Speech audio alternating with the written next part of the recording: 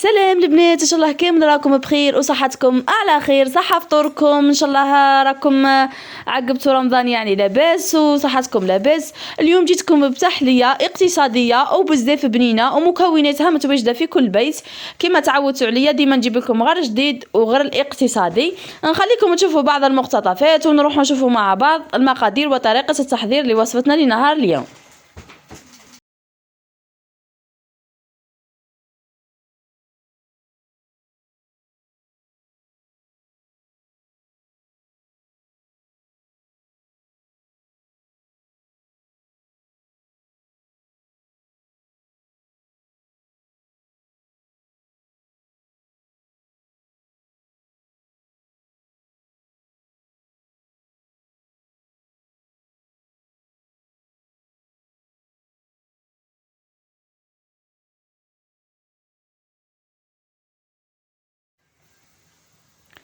بسم الله. هنا واش عندي فلون وذوق الفراوله، عندي 1 لتر حليب.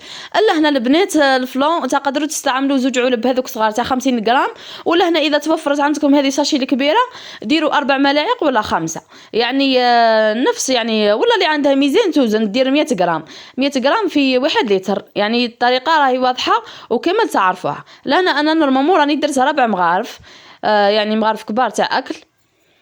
هنا راح نخلطهم كامل مليح بارد في بارد. هنا السكر اللي تحب تزيد السكر تزيد، اللي تحب ما تزيدش ما تزيدش. انا ما ضفتش السكر لانه من بعد راح نضيف معها غبره الشونتي كما تعرفوا حلوه. هنا راح نخلطها مليح ونحطها فوق النار حتى تغلي ونجيو نكملوا مع بعض. هنا بعد ما غليت لي كما راكم تشوفوا البنات وهاي سخونه، راح نفرخها هكذا في بول ونخليها حتى تبرد وتتماسك مليح. البنات لازم تجمد باش نجيو نكملوا المرحله الثانيه. هنا واش عندي قهوه كنت طيبتها تكون شويه ثقيله البنات، وعندي ديك فرويل هنا تاع التوت، وعندي هذو لي بودواغ البنات يعني راكم شايفينهم وتعرفوهم. لهنا يعني البسكوي ديروا اي بسكوي عندكم والله متوفر. هنا واش راح نديروا بهذاك الديكو فروي، راح يعني نديروا مجرد تزيين برك. لهنا راح نهز يعني هكذا بالملعقه ونجرب اني هذوك لي فيرين تاوعي اني كامل كيما نقولوا نقيسهم هكذا ندير فيهم طاشات كيما راكم تشوفوا. يعني الطريقه راهي واضحه، شغل راني نوسخ في لي فيرين تاوعي. يعني الطريقه راهي واضحه وراني نشرح لكم اكثر باش تفهموا اكثر. يعني الطريقه هذه راهي سهله ودرتها معكم في العصير تاع الكوبيه ودرتها معكم في العصير تاع الفراوله. يعني هذه راح تزيدكم يعني في المظهر، يعني يجي الشكل تاع التحليه يجي اتيري بزاف. لهنا راح نجمخ هذوك البودوار تاعي نجمخهم في القهوه. يعني البنات ما تشمخوهمش بزاف يعني هكذا برك جست تغطسوا هذيك البودوار تاعكم في القهوه وترفدوها، ومن بعد توليو تحطوها كقاعده يعني في الكؤوس تاعكم. يعني الطريقه راهي واضحه.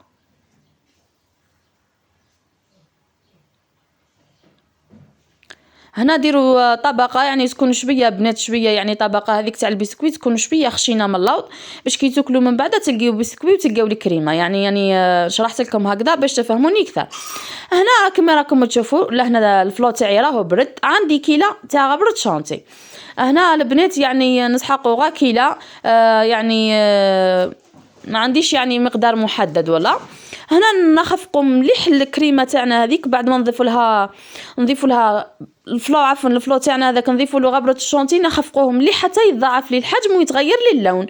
شوفوا البنات علاش تحصلت على هذا اللون كما راكم تشوفوا. والكريمه اي جات شويه كما راكم تشوفوا البنات اي مطلوقه بصح دوك تشد في الثلاجه تحكم روحها تولي القوام تاعها كريمي. هنا نجيب لي فيرين تاوعي ونبدا نعمر فيهم. يعني طريقه راهي سهله وواضحه واي وحده تقدر تديرها. شوفوا البنات انا بعد ما عمرتهم نجرب اني نخبط هذوك الكؤوس تاعي نهزهم هكذا ونخبطهم باش كما نقولوا السطح تاع الكريمه يتسوى وحده يعني يتعدل وحده. شوفوا البنات نخبطوا هذوك الكؤوس هكذا باش تعدل لي هذيك الكريمه في الكؤوس تاعي. يعني الطريقه راهي سهله البنات. انا راح نكملهم كامل بنفس الطريقه ونرجعوا باش نشوفوهم مع بعض في الاخير.